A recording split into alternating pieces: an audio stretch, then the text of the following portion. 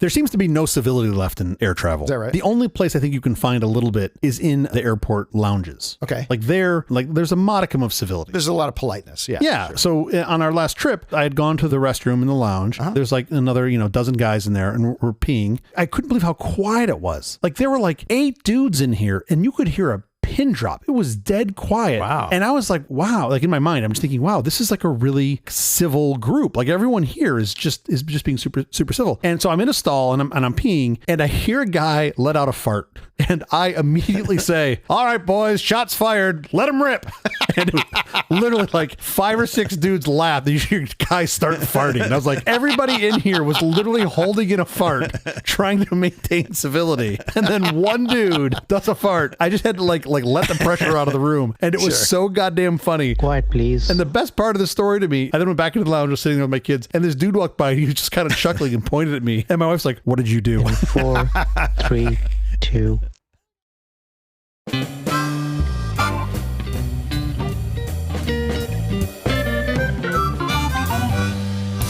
Company presents a truly terrible podcast. Welcome to Nonsense Season 3, Episode 11. I'm Jeff Parker. I'm Stoodle. This is our take on the week's business, tech, and entertainment headlines. This time, the EU may fine X $1 billion. Butch and Suni's flight to the space station was wilder than most of us realize. The U.S. declared a trade war with the world. Also, our big story later this week is about eggs, where they come from, and why they got so expensive. Where they come from? Don't they come out of an egg hole? That's what I understand. Let's not get ahead of ourselves. How's your week going? I'm no expert. You see what I did there with? I put the egg instead of the... First of all, what is the EU doing fining in dollars? Shouldn't they fine in some other currency? The euro or some shit? For the story, we just convert it to... Wasn't it fun when that used to be 1-to-1? Yeah, those days are gone. Wow, the dollar has declined. Yeah, literally, when I was in Japan, the dollar was so strong. I wonder why. The dollar has precipitously declined since then. How's my week going? I am happy to be back. We took a week off. I'm back on land, which is nice. Although I got to say, being on a cruise ship for 5 nights, it really does feel like you're on land because those things just are gigantic barges and they just don't move much. Like it's incredible that they plow through the sea. At one point, our cruise director said that we were doing 8.2 knots, and he's like, "That's pretty fast for a building," which I thought was really funny. Oh yeah, it's a city. Really, what we are, it's a city moving. But no, spring break was lovely. Boat trip was great. Took the kids to water parks. That was fantastic. I would like to report to all of our listeners that I am in fact faster than all of my children on water slides. I race them and would continuously push both my kids and let them go first, do like a 3-beat count, and then blaze by them. Yeah, sure. And my oldest son figured it out. He's like, "You're only faster because you're fat." And I was like, "Well, the shoe fits."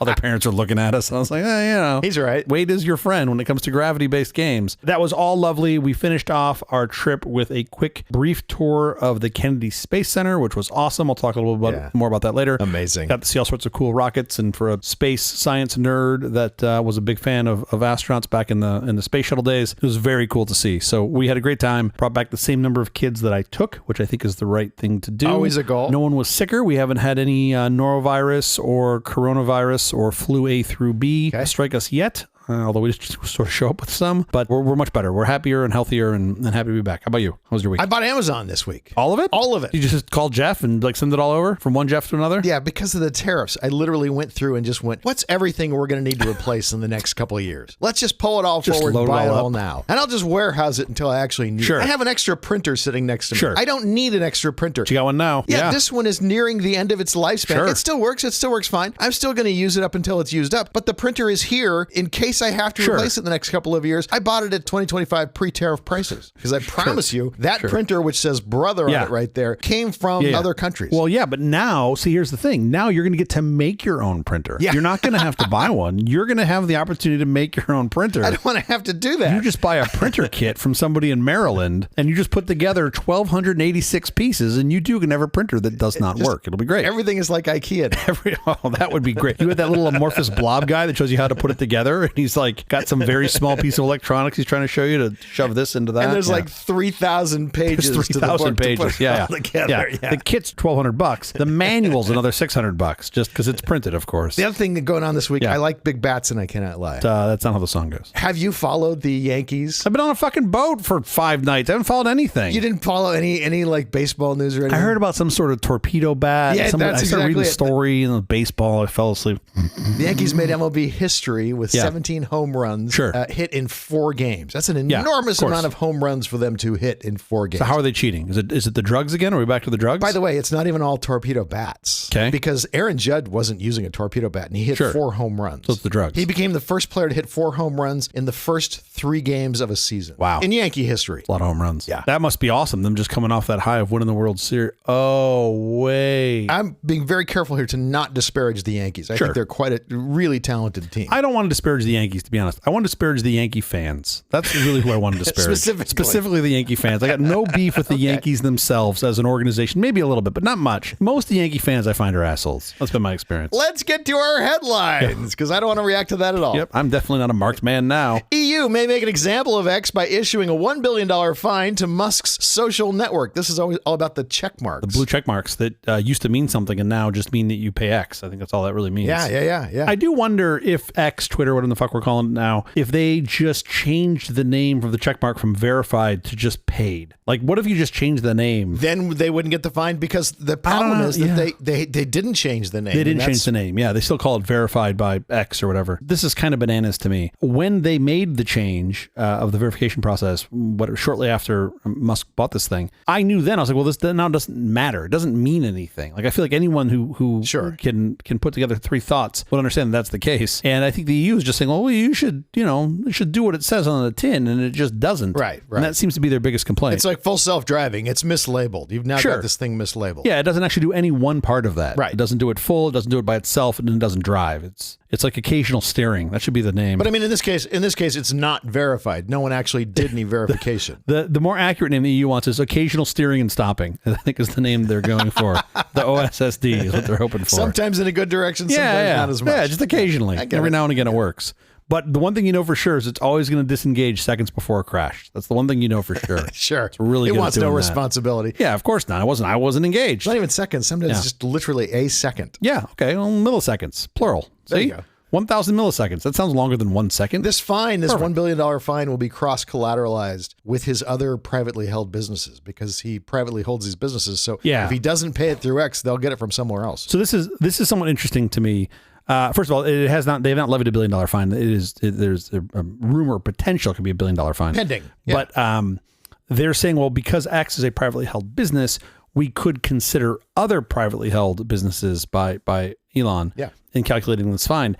At first blush, I was like, well, that doesn't make any sense, right? If they have nothing to do with it, why would you include those other businesses in this calculation? And then I thought about it for more than 15 seconds and realized actually that kind of does make sense, because if you're a bad actor, if you're doing something that you shouldn't be doing in violation of their law, then the point of the fine is to get you to stop doing that, right? So if they're just fining you based on that one business, that business might not make any money. It could just be whatever, some little pet project of yours. Then that fine's not going to have any teeth. So it kind of does make sense to think about how you, the controlling arm, how do you inflict some sort of penalty to the controlling arm? The controlling arm is Musk. Some noticeable pain to make you think stop about doing Musk. Yeah. I mean, that makes the most sense. I mean, otherwise you just end up with like, oh, I just pay the $20,000 fine and move on. Who cares? So this is going to be interesting. It's interesting to see how they calculate that. The EU regulators have been really good again with the tech companies and having teeth in their regulations. Yeah. And I mean, for the most part, I think most of them, I don't want to say all of them because I don't know all the regulations to put in place, but most of them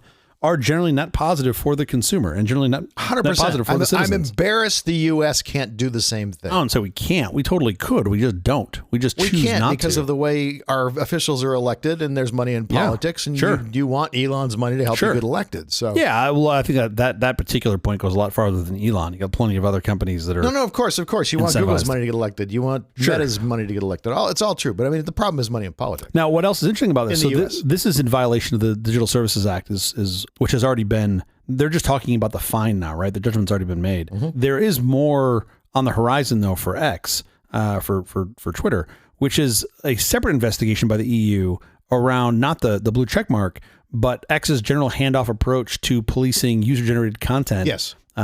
Which the EU is saying has just made X a hub of quote, illegal hate speech, disinformation, and other material that is viewed as undercutting democracy across the 27-nation bloc. Cutting the content moderation. Yeah. And now you just have this place where you've got a lot of willful amplification, if you will, of information that is not true and disinformation. And that is a real problem, I think. Will that fine be bigger than the $1 billion? I don't know. I kind of think it should be. It should absolutely be. It's a bigger problem. Yeah, it's a bigger problem for sure, but I'm not sure that you need to be quantitative about that. You're just like, this is a problem. You're not following the law. Yeah. Stamp fine. Like maybe. You know what I mean? Like, I'm not sure that you need to change the behavior. I'm not sure that should be a function of the size of the misdeed that you've done. It's just designed to change the behavior. So if I'm making up numbers here, if they're 6% of revenue, okay. I mean, how many bites of the apple do you get until you're out of revenue? Like, you know what I mean? Like, at some point, you just go, enough is enough. You also shouldn't be storing passwords in plain text or some other shitty system. Sure. Like, anyway, so this will be interesting to see how this goes down. We got a long way to go. A lot more of the story that's going to be written, but pretty interesting. Yeah. Starliner's flight to the space station was far wilder than most of us thought. Yeah, this one's super interesting. So this was the folks that went up, what was this, back in like July, I think? July of last year? Butch and Sonny, yes. Yeah, Butch and Suni. They went up to the space station for a quick little visit, just say hi, spend some time with the in-laws, come back home. And as most of us know, they got stuck up there for, 9 months, I think, total, until they came back home. I think we're going up for a week. They stayed for 9 months. So what was super interesting was this story in ours from, it turns out the reporter, I think, is a longtime friend of Butch, which is pretty cool. Mm-hmm. So instead of his, the typical 10-minute interview time they didn't spend like 30 minutes together. And Butch went into, both of them, but went into significant detail about the failures they had on docking. So it's really a fascinating read if you're a fan of everything that could have gone wrong. This is the TLDR. Everything that could have gone wrong did. No, God damn it. Pretty the world's close. the sky's not Two falling. thrusters died. They had to unplug the space station. Quite the opposite.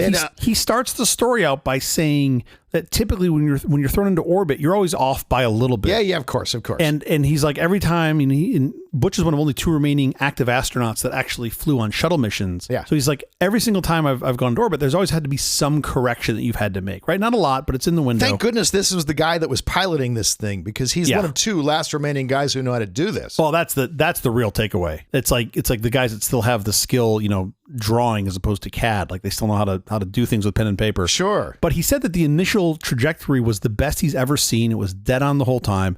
Everything was going perfect. And then when they were approaching the space station to dock, they were effectively losing thrusters, and they lost a couple thrusters. They lost 2. You could only lose so many until now you can no longer orientate yourself in space. You need the full 6 degrees of freedom to be able to align yourself in space. And they'd already lost 2 of the bottom thrusters. So if they lost 1 more, they were hosed. They wouldn't be able to turn in one of the 6 directions. By the way, Butch had practiced for this. Yeah, it's really nuts to in think the simulator. How much time in the sim, and he even talked about in the article or in the interview how when their initial mission got delayed for some problems with the Starliner before they launched, he asked to go back to Houston from Florida to spend more time in the sim just to stay current, which is really amazing to just think about how committed these folks are and just how well prepared they are. I mean, you see like astronauts go up into space and do a spacewalk, like, oh, it's all fun. And you're like, no, they are very well prepared for this. Yeah. And rightfully so, because if they're not, they die. It's their life. Like, they're literally gambling with their own life. Yeah, it's pretty nuts. And other folks may die too. It may not be just them. Yeah. Anyway, so he talks about the docking with the ISS and how they technically pretty quickly were outside of the flight protocol. They're in the point where they had to, by the flight protocol that they'd put in place for this mission, come home. They had to abort. Yeah. And he wasn't sure in his mind if they could make it home. Right. They couldn't make it back to Earth. Yeah. There wasn't like time to write memos or consult a book. He's doing all of this in his head. And again, the TLDR is he kept working, trying to ultimately align and dock with the ISS, lost yet another thruster in a worse place. Mission Control is having the same conversation about what they should do should they abort. And their answer was kind of nuts. Their answer was, we want you to let go of the stick and we want to reboot the system. Yeah. We're going to unplug the Starliner and reboot it. Jim's going to kick it. Unplug it for like 30 seconds and we'll see if it comes back up. Did you count to 10, Butch? Count to 10. Now turn it back on. I mean, this is what's nuts. And I know of several other stories, mission critical stories in space where this has been the answer. Cycling the power to me does not seem like a strategy. I know it's really not what you want, but you can end up in these situations where something is overwhelmed. And what the big takeaway for me, there were a couple, but really one of the big ones was, and Butch talks about this, how much trust he had in the people on the ground that knew these systems. Literally his life and Suni's life are in their hands. And they said, this is what we think you should do. We think this is the safest and best thing. Because when you power it down, you don't know. You have no guarantee it's going to come back at all. No idea if it's going to come back. If it's going to come back in control. Could come back worse. Who fucking knows? I don't even know. It could just come back with a blue screen. Just like, and having just, by the way, come out of KSC, and they talk about when the Eagle was at its final approach on landing on Apollo 11, and they talked about the error codes that it was throwing up, and it threw up error codes that nobody had committed to memory because they were so these just esoteric. So many of them. It's like a 1202. Like, what the fuck's a 1202? Like, we don't know. Like, someone had to go flip it up in a book somewhere to figure out what it was, which is bananas. But anyway, in this case, he ended up relinquishing control. They rebooted the system. A thruster, one or two came back. They were in a better position. They lost one again. They wanted him to get to a place where he felt comfortable relinquishing control again. He did. Yeah. They got all but one back, and then they were able to dock. I think that was the general overview of the story. Butch is a hero. Amazing. This interview, and I think it's written by his friend too, so it's just written in a very favorable light, but it just exudes confidence and knowledge of not just the system, but orbital dynamics and all of these things he's doing in real time in his head. While he's doing this, it's freezing. It's 50 degrees. He has to put on his spacesuit with the boots because it's so cold in the capsule. All he had to do is reach over to the little Nest thermostat. Just turn it, just a couple more clicks. Is that what they do? They have a Nest? I didn't know they had a Nest in there. Yeah. It's a great story. My first reaction after reading this was, wow, they're being incredibly transparent about what happened and all the information that's come out, about this. And they just got home, right? I mean, they just got home a couple weeks ago. But then my next thought was, oh, wait a minute. If this is what you're telling us, what are you not telling us? Like what else failed, right? Like, did the espresso machine stop working on board? Like, I feel like something else bad happened that they're not sharing with us. I came away from this not with, I think, what most people might think of after reading this. So I'm not looking at this as Boeing is failing. I think the vast majority, 99.99% of these systems worked really well. Yeah. They did have some failures for sure. Suni talked about how this is a really hard problem for them to diagnose because that particular module, they don't return to Earth. It doesn't come back. Sure. Burns up in the atmosphere. The engineers can't debug the damn thing, right? They don't get their hand. Right. All they have is the data from it, and they got to figure out what went wrong and what happened. And that's really hard to do. A couple of log files. Yeah, one of them got truncated. That's pretty much what they got. What you set log roll to? Fuck. Christ. Update the cron job. Anyway, I think this is a win for Boeing. It's not the win that they wanted, of course. But I do think that they've made a shit ton of progress. We need to have multiple providers for space.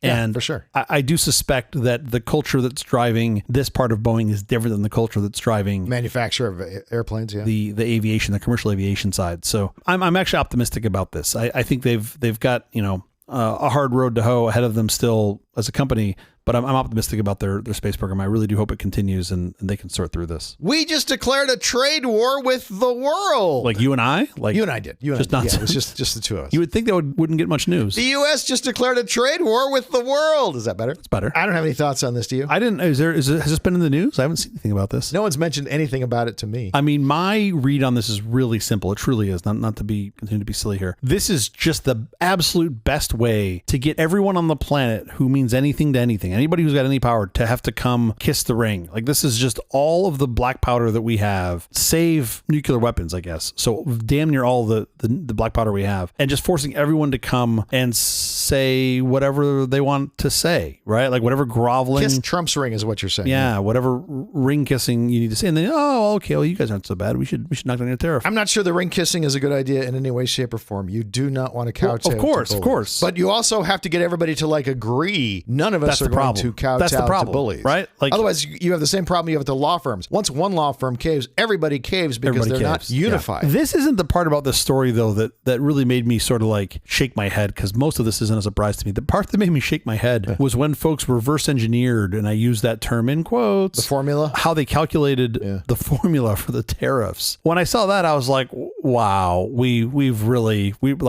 it's like 7th grade algebra. We're like, we'll just take what goes in, what goes out, take that percentage, divide by 2, and that's it. And I'm just like, look, I'm no econ genius, but that really doesn't seem like the best approach for what we're trying to, what you say you're trying to achieve here. And the notation, they attempted to obfuscate the notation as much as possible. They were using asterisks instead of the time symbol. And things. It was crazy. There's a lot more of this story that's clearly going to unfold. Yesterday was not a great day for the markets. That's going to continue. It's just volatility. This is all unknown land, and we will see. Meantime, I'm going to order all of AliExpress. Yeah, I mean, that's what I did. I ordered stuff on AliExpress. I ordered tons of stuff from Amazon just to get ahead of it. But this is going to cause a global recession. Yeah. Everyone's worried about inflation. Yeah. I don't know if inflation happens if people don't have the money to pay for anything. Yeah. Think about a big global recession. Think about millions and millions of people losing their jobs. But it's going to be, I suspect it's going to be different than what you saw with the sort of inflation during the pandemic, because at least then the money that was spent was going into companies that ultimately could pay their employees. Thanks to the federal government. Yeah. I mean, the federal government solved most of by that. injecting that capital. Yeah, for sure. Issuing checks into the country. So if that doesn't happen, right, folks are worried about losing their jobs. They're going to spend less money, and that's going to cause more contraction. You're just going to have this,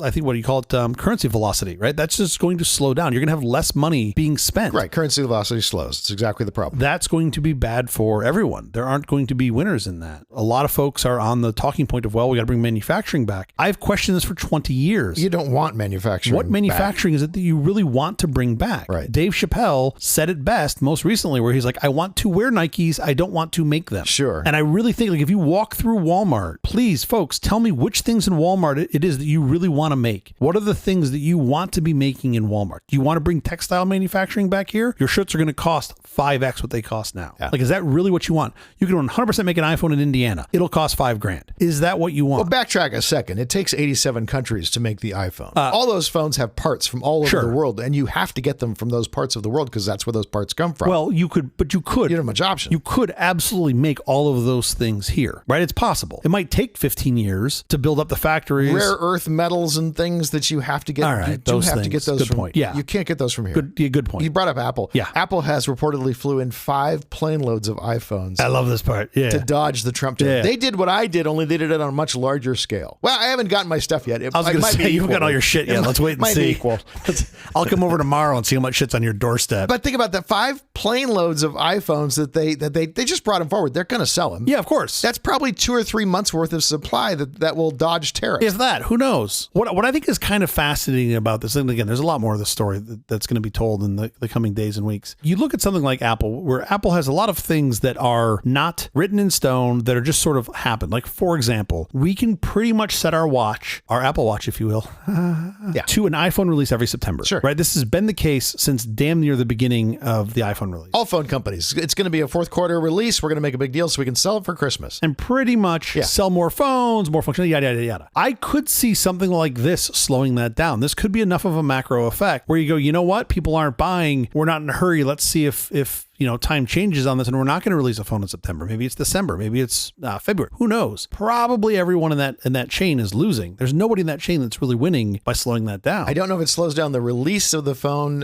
Certainly Who knows? Not this year. I think you still release in September and see what happens. Maybe. Because Christmas is still going to be in December. That's still where we haven't moved that. I get it. But the tariff is going to be that iPhone is a lot more expensive. And what's going to happen is you're going to get a lot of people going, I could probably go another year with this iPhone. I totally get that. Exactly. If you know you're going to sell 10% less or 20% less phones, do you slow that down? No. I don't know. I really truly don't know what the answer is. I still got to make money. I still have to push the ball forward for those people who do have to get a new phone. I need to motivate them to get the latest phone. This is the best smartphone Apple's ever made. Yeah, of course. Until September. That'll be the best one. I'm saying I really do think you could have macro effects here that we haven't seen yet. Who knows? Of course. If your phone is 50% more expensive, you're not going to sell the same number of phones. There's no chance. So how much does that number go down by? And then at what point I understand the desire to continue to sell more phones, but there could be some trade-off in waiting. By the way, that's on the purchasing side. You don't buy the phone because the phone is now 50% more expensive. Yeah. But do I also not buy the phone because I'm afraid in a week I'm not going to have a job, or I already don't have a job. Yeah. So that really brings the economy to a standstill. I don't suspect in a couple weeks' time it's going to be the same. I suspect the volatility on this is going to continue. Like, I'm just watching the VIX do its best K2 impression. And I'm like, oh yeah, that's what we're seeing, right? Just like straight to the top. None of this is surprising. I mean, No. the meme going around was, we thought Trump was going to implement the rules that we wanted, not the ones that he said he was going to Yeah, totally. Yeah. Let you read all our minds collectively. But so the interesting thing here is there's nothing to stop him. There is no end to this. His reaction to China, putting a counter tariff up, he said China will have to remove its 34% tariff or the U.S. will add another 50% tariff. Tariffs all the way down. So take that, China. Yep. And then he said about the tariffs, it's an honor to do it. Nobody but me would do this. Of course. I think we can all agree on that. Nobody but him would do this. That's true. Well, that was the oddest quote flex I've seen in a while. Where he's like, and I'm sure with some people that's, oh yeah, he's the only guy that would do this. And I'm like, I don't think you're saying what I think you think you're saying, but that's okay. We're all agreeing with you. Yeah. Okay. How do you think this ends? What do you mean? Like, we'll define this, if you could be more specific. The trade war? I mean, you're going to have a global recession. It's going to hit the U.S. much harder than it hits everybody else. I don't know that to be true. I suspect it will. Think about a company like Apple. Let me just give you a short example. Apple has an entity in Ireland. Yeah, sure. They will sell to the rest of the world. Yep. They will sell iPhones as they do. Yep. To all of those countries. They will not be affected in any way by those tariffs. Yep. It is only when they ship an iPhone into the U.S. from China, which is where they're manufactured, that they're going to pay that tariff. So all U.S. consumers will be subject to really expensive iPhones. Everybody else's cost of the iPhone doesn't change. Yeah, of course. No, I get that. But I just don't know macro if the U.S. is the worst affected. I don't know. I mean, plenty of, like, if we stop buying shit from a bunch of places. You think it's going to be those penguins on that island? Oh, those guys are fucked. I mean, they're going to be, I mean, you might as well just, I'm already thinking about trying how to make brisket out of a penguin because that's what's going to happen next. Oh my. No, I don't, that sounds terrible. I really don't know. It's going to be bad, I think, for everyone involved. Like, I don't think there are any real clear winners in this, save maybe the dude that put them into place, but I'm not even sure that's. Russia and Belarus, because they got no tariffs. That's fascinating to me. Let's just move all our manufacturing to Russia. Russia and Belarus. That's really fascinating. No, look, it's going to be bad. I don't know. I truly don't know how it ends. I do suspect you're going to see a whole lot of people, and by people, I mean CEOs and prime ministers and heads of state are going to line up to go fucking put on their sunscreen and go do the wedding receiving line at Mar-a-Lago and kiss the ring and figure out if they can get something for it, right? Get something, because I really do think that's what he wants. He just wants a bunch of people to say, you are the best. And then if you give him that, things get worse because you have just given him what he wanted. The net effect for everyone is you've made it worse, right? But if you're looking at your constituents for whatever it is, your country, your company, and you're going, well, I'm trying to do the best I can for them, you're in this rock and a hard place. But really the only way we win as people is for us all to be together and say, no, we're not going to stand for this shit. Yeah. The odds of that happening to me are pretty low. This is the law firm problem. This is precisely the law firm problem, because it's best for you to go make a deal with Trump now. It is worse for the entire universe that you go, everybody goes and makes those individual deals. And like, I still want to be optimistic that the firms that have done those deals could still call each other and be like, you know what, this was a dumb idea. Let's renege on these deals and let's all stand together. But the odds of that to me are probably pretty low. Well, they might still do renege on the deal. I don't know. I don't know what the penalties are. I mean, who knows? I'm just saying you want to see at some point people band together. And I do think that is the best possible outcome. All the countries of the world hopefully will band together. I mean, you hope, because if they make individual deals, we're all screwed. You're most likely no longer the big brother everybody looked up to. Oh, that's gone. That's gone now. That's probably one of the next steps we get to is a bunch of people that band together around us and we become more isolated and more insulated. Where the U.S. would have been involved in lots of talks and discussions with the world about this and that, we're going to be completely excluded. Yeah, I think that's probably right. And by the way, we should be excluded. We 100% should be excluded. Yeah, no, we've earned it. So how do you fix this internally? I think the answer is, I think the best answer is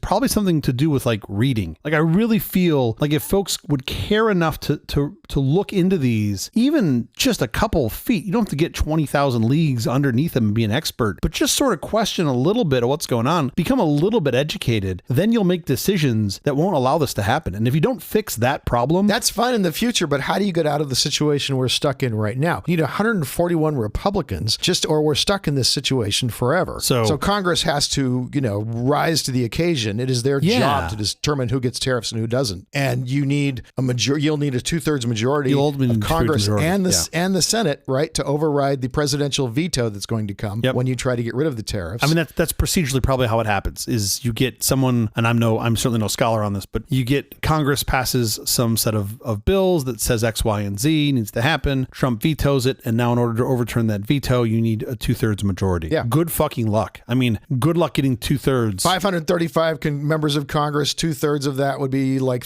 357, somewhere around Something there. like that. We've currently got 215 Dems, so we need another 141 members of Congress. And then you're also going to need the Senate. You're going to need a supermajority in the Senate. It's tiring, right? And it's the whole, so the best thing I've done is just gotten out of the void. I'm just like, yeah, all right, that's happening. Cool. I'm going to go over here and play with some home automation shit on Thread because that's fun. I know, and that's the temptation. I certainly am tempted to do that too. That's not helping anybody. That's not helping any of us get out of this. Well, may I suggest figuring out how to do some home automation for farming? Because that's where I'm going. I'm going to be planting carrots and cabbage over here in short order. Have me some cows. Okay, enough of the headlines. In fact, enough of the episode. We have to get out of here. Special thanks to our floor director, Parnay Sharma. Thanks, Pranay. We'll be back later this week with our big story, expensive eggs not made by Fabergé. Until then, thanks for listening to all this nonsense. I'm Jeff Parker. I'm Stittle. Arrivederci.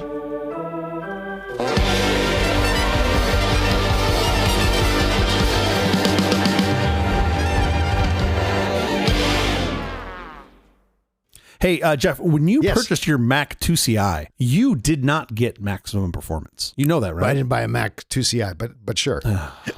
See, it was designed for plug-in cache cards. Yes. Which I bet you didn't know. It's DayStar's Fast Cache 2CI. It unleashes the full power of the Mac 2CI's blazing 25 megahertz processor. 25. I know, 25. It's a lot more than 12. It does this by storing application code in super fast 25 nanosecond memory. Wow. The Fast Cache 2CI lets the processor operate at 0 wait states for maximum performance, which is why Apple built a special cache connector into every single Mac 2CI that they ship. Amazing. Installation is super easy. Their pictorial manual will guide you through the whole process. It takes only a matter of minutes. If you can solder a 1.27 millimeter pitch PCB, then you can install a fast cache. I'm in. Whether it's graphics, CAD, or databases, you will benefit from the Fast Cache 2CI. You've already invested significant dollars into your Mac 2CI, and for only $995 more dollars, Sure. you can maximize your overall performance for only a slight increase in system cost. It's a deal at twice the price. Let me guess, 1989? Very close. 1990, give or take. Wow.